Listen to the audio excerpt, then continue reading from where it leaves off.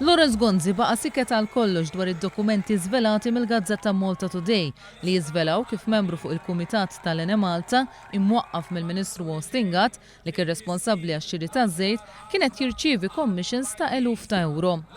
Fl-unika darba li semma l-qalba miż-żejt tal-gas kif qed jipproponi l-Partit Laburista qalbis li Joseph Muscat irid jisplodi kollox. Issa naħseb vera sa jikkupjhom il-Ċipru għax ma ġemp il-power station żewġ tankijiet tal-gas ser jagħmel u jekk Alla ħares qatt jinqala xi ħaġa hemmhekk veru jiġrilna bħal Ċipru, hemm veru jiġrilna bħal Ċipru, itajrilna nofs l-elettriku ta' pajjiżna. Minkejja li ma żammx kelmtu dwar l-eluq tal-power station tal-Marsa u minkejja li għażel l-aktar żejt li nniġġes għall-power station tal-BWSC, fażabbar Lorenz Gonzi għall il-Partit Nazzjonalista ittrasforma in-naħa t'isfel ta' Malta.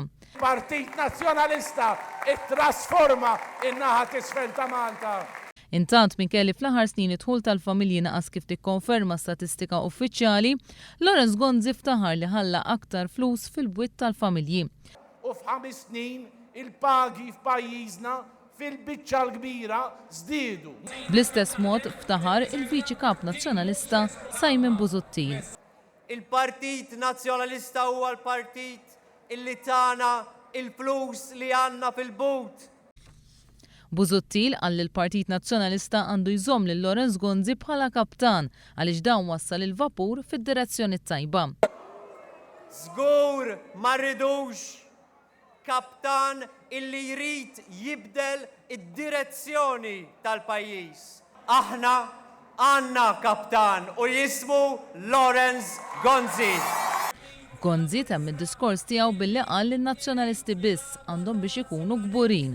In-nazzjonalisti iġaluna nkunu kburin, iġaluna nkunu kburin. Saħaq li kull mamlu n-nazzjonalisti huwa tajjeb. Dak il-partit li għandu storja li m'għandu xejn li jistħi minna. Waqt li ftaħar bil-mottos tal-Partit Nazzjonalista tal-passat. Flimkien kollox possibbli, flimkien kollox possibbli. Lorenz Gonzi qal ukoll li 7 ġimgħat oħra ser ikun qed jiċċelebra.